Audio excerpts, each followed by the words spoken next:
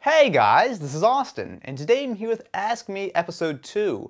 So if you guys missed the first one, this is pretty much my series just answering questions. So it can be about me, it can be about technology, whatever, so let's just jump right on in. How much planning do you put into each new video, and how do you organize when you go to edit and film it? It definitely depends on the type of video. So for something like this, it's not really all that difficult. I just took the questions and put them on my iPad, so I have them here as my notes. And then I just answer the questions, set up the camera and the lights, all that kind of stuff. So as far as that goes, it's pretty simple. Most of the videos, if you see just me facing the camera, it's very simple. I don't really ever have a script for this kind of stuff. Again, I usually will have like my iPad with a couple notes, some bullet points, make sure I don't forget anything major. But anytime you ever see me actually talking to the camera, I'm just pretty much winging it and coming up with it as I go. But for more of my complicated videos, like for example my review of the Galaxy S4, those get way more complicated really fast.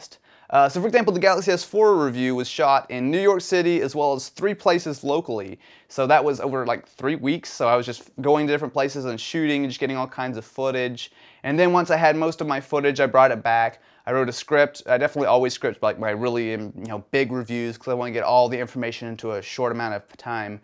And so yeah, that's pretty much the way it worked. And then when I go to edit, I have pretty much my entire voiceover, and I just cut all the different clips together, and pretty much that's how it works. Do you prefer the HTC One or Samsung Galaxy S4? I was actually planning on doing a whole video talking about this, but I kind of got a little bit delayed since I broke my elbow a couple weeks ago, and that kind of slowed me down as far as videos went. But the gist of it is, at least personally for me, I did choose the HTC One, and in fact I've already ordered mine and it should be getting here soon. Now the main reason why I chose the One, and it probably actually doesn't apply to a lot of you guys, is for the video. Now don't get me wrong, the Galaxy S4 is a great phone. I've actually been using it over the last couple weeks, but the main reason why I've chosen the One is for that video, because it's really good. So obviously, if you guys hadn't noticed, I tend to film just a little bit of video for my channel, and the fact is, the One is actually good enough that I can absolutely use it in a pinch for filming whatever. In fact, a lot of the Galaxy S4 review was actually filmed on the HTC One. Well, maybe not a lot of it, but several of those clips in there, as well as some of the other clips for some upcoming videos, I just shot on the One. And of course, yeah, it's not quite as good as my DSLR, obviously, but it is absolutely good enough where I don't have the need to, carry around a giant camera, or even carry around something like a camcorder or whatever when I'm walking around, just, screwing around. The HTC One is totally good enough where I can just pull it out, film whatever I need, and that's totally good enough to go on my channel, which is awesome.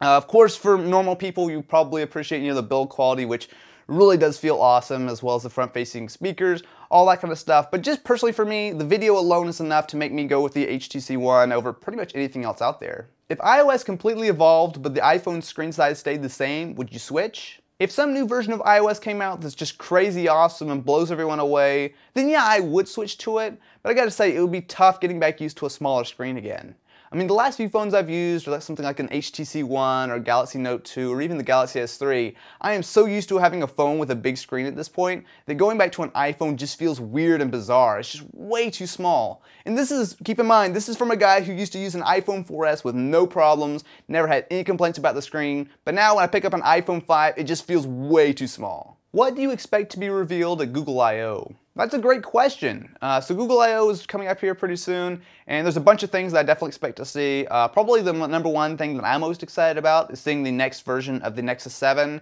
whether they call it the Nexus like 7.1 or the Nexus 8, whatever, but the next version, it should be much more powerful, it should be a lot better as far as the screen goes, but most importantly of all, it should be running Android 4.3, which, on that same topic, is another thing that Google should be announcing at Google I/O. So as you probably guessed from the 4.3 name, it probably won't be some massive, huge upgrade or anything like that, but we definitely should see some cool new features coming for Android in the next little while. How do you and Marques Brownlee know each other? We both started on YouTube about the same time back in 2009, so he left me a comment and then I kind of checked his channel out and we kind of started talking and it just kind of all went from there.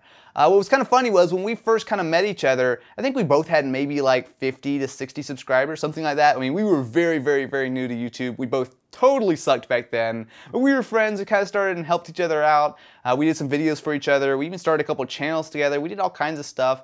And yeah, Marques is an awesome guy. Definitely one of my best friends here on YouTube. If you guys haven't checked him out, definitely go check him out. And he makes some of the best videos here on YouTube. He's actually almost at 300,000 subscribers, which kind of blows my mind. But yeah, definitely go check him out, youtube.com/mkbhd. If you have a question, feel free to drop it in the comments below, as well as you can hit me up on Twitter, Facebook, or Google+, and who knows, you might just be in the next episode of Ask Me. If you guys are interested in more, feel free to check out the last episode of Ask Me. And if you enjoyed, definitely be sure to leave this video a thumbs up, and be sure to subscribe for more videos like this.